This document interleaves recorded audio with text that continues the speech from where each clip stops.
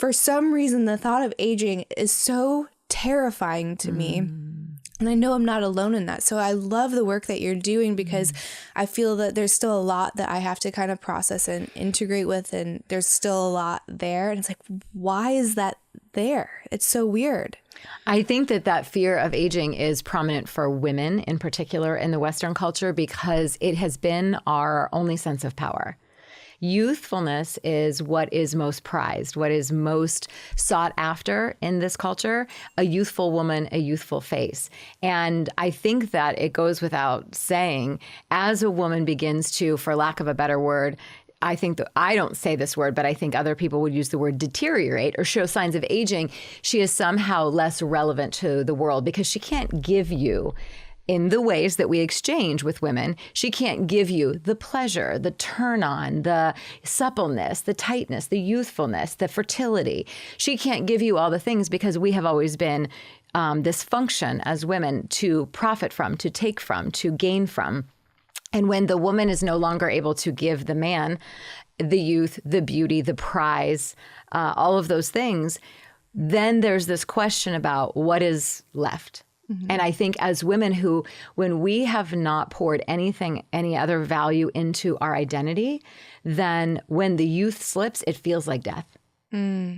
Because it has been what has most garnered. It's the thing, it's the prize to have a youthful face. To be told you look younger than you actually are is a huge compliment for women. I find it deeply insulting because my goal is not to hide any of this history. Because what I've learned through living is this at 51, this is so much wisdom. And I also understand the potency that lives inside a woman at this age. And I think we are terrified of that because we can manipulate the younger, more youthful woman. We can't manipulate as easily the older woman who's lived so much life and has a lot more non-negotiables if you want to be in proximity to her. So I definitely think for myself that there's like a lot of identification with your body, right? And how you look. And then you see that, you know, like even in my mid 30s, it's very different than in my, like things just look different. And that's hard because it's wait like, till you get to 50. You wake up and you're like, you can notice a difference. And that sounds crazy, but sometimes it feels like overnight. And then it's this internal battle of like, there's a solution for that. And now they have like the mini facelift that people talk about and you can do that and then still leave by lunch. Like there is zero downtime for this thing that they're pitching and preventative Botox and all of these things. And it's like, while I'm not against people that do what they want to do, I also really would want for myself to just like be okay in my body. Like, and if I decide to do whatever, then that's coming from a different place, like not from like a deficit or trying to please somebody else. But like, how do you get to, I don't know, like seeing that and like cherishing it, like loving all of it? You know? You have to make an active decision. You have to be willing to, because the whole world is going to sell you a solution around every corner. But you can't sell a woman a solution who doesn't see a problem. I don't see a problem, so you can't possibly sell me anything. There is nothing that needs to be fixed. If I decide that this is a problem, then I'm going to fall into that slippery slope. And so I personally don't see it as anything wrong that is happening. I see it actually as one of the most miraculous, incredible things I've ever witnessed. And only through that process of watching myself every morning in the mirror age and welcoming it and revering it and honoring it, only through that did I become this liberated and free. I would have never become this liberated and free if I was, oh no, I'm really just doing this Botox for me. It's for nobody else. I even think we've disguised it as a form of feminism. And so women bypass their own spiritual process of aging by telling themselves, oh no, I don't do this for anybody else. I do this for me. Really, because I bet if you lived on a remote island and that was never planted in your head as something that was wrong and it was celebrated, you wouldn't. You have been conditioned to believe that you're even doing it just for yourself. It runs very deep. Yeah, you had this clip and I was just playing it and Jamie was listening and it was when we're in this pink dress and you're talking about if you don't have anything nice to say about your daughter's body, don't say anything at all. And he's like, who's going to say anything to their, and he's a dad. He's like, who's going to say anything to about their daughter's body that's negative? And I was like, my parents, all the time. And I recently did medicine work, and it was just like my husband and I, and we had a facilitator, and it was MDMA assisted therapy with psilocybin at the end. And it's funny because what I found for me is, even before we went into it, I was like, what happens if nothing comes up? And he's just kind of looking at me like, okay. He's like, yep, okay, maybe not. And we'll see. And just kind of like, we'll see. And then it takes a second to, because my control issues hit, and I was like, it's not working. And he's like, oh, we got a live one today. So these memories start coming up, and I'm like, these didn't mean anything. Like, I thought, nothing happened on all of this. And then it keeps working after. So I'm like a week out, and I've been having the craziest dreams, but like lucid, and memories come up, and then it's my body wanting to work through them. And one of them was like, I must have been 12 at the time, and my dad, it's like low-rise jeans were in, and I just, like, I have a butt and I have legs, and like those are not the most flattering cut for my body. And he says who? Says me, because I'll spill out of it if I sit. Like I will sit and my butt will take over the pants, no matter the size. But he'll come over and like he'd pinch my hip, and he's like, what's this?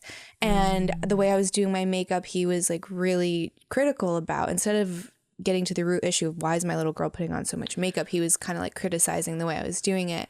And just like my gut dropped, like my heart dropped in that moment, and then being brought back to that. And it's like, that had such an impact on me as a woman. And it probably didn't even register as anything to him, but it's like, why would you do that to your little girl? And the way we treat little girls is just so messed up. And then we wonder why, like, there's all this body dysmorphia so young, and why that's so common. And like, I'll talk to my husband about it. He's like, I don't understand what you see. Like, what, like, how are you being so critical of yourself? Because like, what I see is not what you see. And he doesn't understand like where that warped reality comes from. And it's like all of these little moments that, I think people write off as nothing, and it really is something. It definitely seeds inside somewhere. And it, even if, like you said, if you were unconscious to it until this journey happened, it was in there playing a part of your identity, of the stories that you told yourself every time you picked a pair of jeans, every time you went to the mirror, every time you assessed yourself. That was part of the unconscious message that you were playing back to yourself. And I think we start that with little girls because we see. Even again, I don't think it's intentional often. Sometimes I think it is very intentional and very harmful. But again, I think that we are so fearful that if our daughters aren't pretty enough or thin enough, they won't be chosen. Because we, as a culture, as a society, have put so much pressure on women to look and be perfect to be chosen. And we don't teach girls to choose themselves. And the goal is, what is this about? But what lives under, what is this about? What lives under that is probably no one's going to find that attractive. And that's his own fear. That's his own belief about which women get to be picked and which women get to be worthy, because we see women as ornaments and not humans. Yeah, it's just like I was never a nail biter, but I was like that impressionable age where you see your friend do something, you're like, oh, what's that? And I had a friend that was, and I did it one time, and I remember I never did it again because I did it one time in front of my dad, and he's like, men hate that. And it's like, instead of saying, wow, I know, it's just wild. And it's like, instead of just saying like, that's probably like, what's going on? Are you feeling okay? Are you nervous? Because usually that's what it's indicative of, like a nail biter. It's like to make it for somebody else is just so crazy. And when I was revisiting that memory, it was like the inner child work, which I think is so powerful, and like wiping the makeup off, and it's like, you don't need this, like you're already so beautiful, like why are you painting your face like this? Because it's like the heavy brown liner and the pale, like that J-Lo thing was really in at the time. And I feel like it's only gotten worse and accelerated since I was a teenager, because when I look at these girls on TikTok, they look like they're in their 20s with how done up they are. And it's fascinating to me, but also like, why the rush to like, quote, womanhood? Because that's what they think they're doing, like this rush to womanhood and this rush to over sexualize little girls. Well, I think that they're watching their moms. So they're watching. So the moms now have access to things they didn't have 15 years ago. So the mom looks a certain way, and that's the role modeling. You cannot tell me that these 10 and 12-year-old girls, I have 4 children, they're young adults now, but you cannot tell me that these 10 and 12-year-olds who set up these TikTok accounts and the 12-step get ready with me for school routine is not supported by the mother. Who took her to Sephora to buy all the products?